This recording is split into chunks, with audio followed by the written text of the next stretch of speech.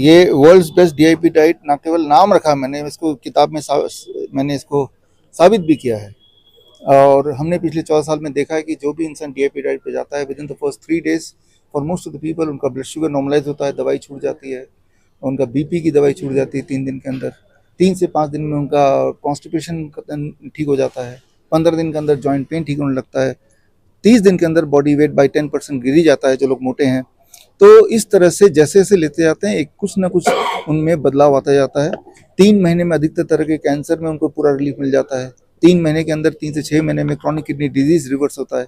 तो ये सारे टाइमलाइन मैं आपको बता रहा हूँ, वो सारे टाइमलाइन ऐसे ही अपने मन से नहीं बता रहा हूँ, इस पर क्लिनिकल स्टडी हुए हैं, भारत सरकार ने भी किए हैं, नेपाल गवर्नमेंट ने भी किया है, लिंकन यूनिवर्सिटी मलेशिया ने भी किए हैं। और तब वो जो उनके जो कंक्लूजन है वो मैंने बुक में छापा है और लोगों को प्रेरित किया इस बुक के माध्यम से कि आप अगर बीमार हैं, कोई भी बीमारी है, चाहे वो इन्फेक्शियस डिजीज हो, लाइफस्टाइल डिजीज हो, आप बिना मतलब कि हॉस्पिटल के धक्के मत खाइए जिससे कभी आप ठीक नहीं हुए। पूरे दुनिया में कोई भी इंसान डायबिटीज से कभी ठीक नहीं हुआ बाई टेकिंग मेडिसिन, अगर है तो आप बताइए। जबकि इस वाले पद्धति में डीआईपी डाइट में 3 दिन के अंदर ब्लड शुगर की दवाई छूट जाती है, ब्लड शुगर नॉर्मल होने लगता है, उसके बाद सिम्टम्स जो थे वो कम होने लगते हैं। तो आपके हाथ में आपका इलाज है, आप अपना डॉक्टर बन सकते हैं। और ये डीआईपी डाइट बुक में 7 तरह की डीआईपी डाइट है, उस पर एक गेम भी है। नंबर 1 डीआईपी डाइट ये स्टैंडर्ड डीआईपी डाइट है, फिर सर्केडियन डीआईपी डाइट, जीरो वो grain DIP diet, nitric oxide DIP diet, soft DIP diet, steam DIP diet, raw DIP diet, ये 7 तरह के हैं। एक 3 स्टेप फ्लू डाइट है, ये 8वां तरीका।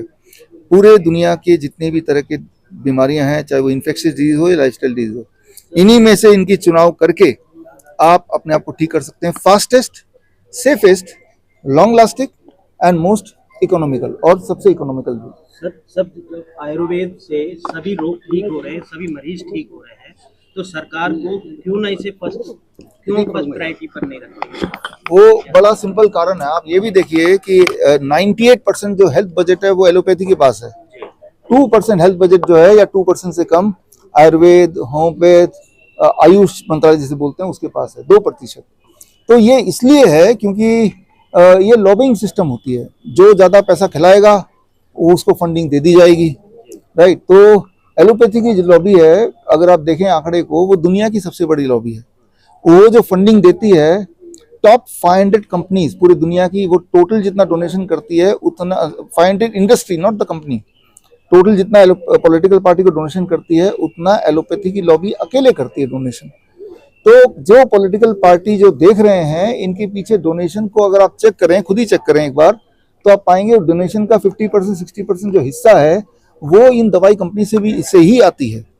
तो अगर इन एलोपैथी को अगर पॉलिटिकल पार्टी या जो सरकार है अगर वो प्रायोरिटी नहीं देगी तो वो जो फंडिंग है वो ही बंद हो सकती है, जिसके आधार पे, जिसके बेस पे ये पॉलिटिकल पार्टी रन करती है, अपने चुनाव प्रचार करती है।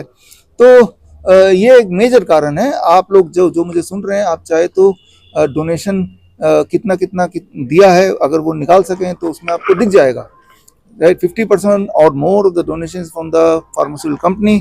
तो डोनेशन क्योंकि दिया है तो उसकी बात सुननी पड़ती है। जो डीआईपी डाइट है आपकी जो बुक है, इससे लोगों को क्या फायदा होगा? इससे सबसे बड़ा फायदा है कि आपकी बीमारी छूट जाएगी, आप किडनी पेशेंट नहीं रहेंगे, कैंसर पेशेंट नहीं रहेंगे, हार्ट डिजीज पेशेंट नहीं रहेंगे, आपकी दवाइयाँ छूट जाएगी, हॉस्पिटल के चक्कर जो खाने पड़ते हैं वो नहीं होगा, आपके पैसे जो लूटे जाते हैं हॉस्पिटल में उससे बच जाएंगे, और जो जहरीले इंजेक्शन है जिससे आपकी बीमारी बढ़ जाती है वो भी खत्म हो जाएगा। इस तरह से देखा जाए आजकल जो भारत की जनता है उसका झुकाव टोटल आयुर्वेद की तरफ होता जा रहा है और बड़ा बदलाव आ रहा है, और गवर्नमेंट हॉस्पिटल्स में भी आयुर्वेद पे ही ध्यान दिया जा रहा है। इसके लिए क्या कहेंगे? देखिए, झुकाव बड़ा ही स्लो प्रोसेस है। जब कोई ठोकर खाता है तब उसकी आंखें खुलती हैं, और कई लोगों की उसके बाद भी नहीं खुलती हैं। जो अभी कोरोना काल चला था, जो एक फेक वो किया था वो प्रोपेगेंडा, तब लोग एलोपैथी से डर गए थे क्योंकि जो भी हॉस्पिटल जा रहा था वो आ ही नहीं रहा था वापस, उसकी लाश भी नहीं आ रही थी। ऐसे में लोगों ने ऑल्टरनेट ढूंढना शुरू किया, अब क्या करें। तो कुछ लोग नेचुरोपैथी करने लगे, आयुर्वेद की तरफ मुड़े, और तब उनको पता चला कि भाई ये तो रियल साइंस है, ये तो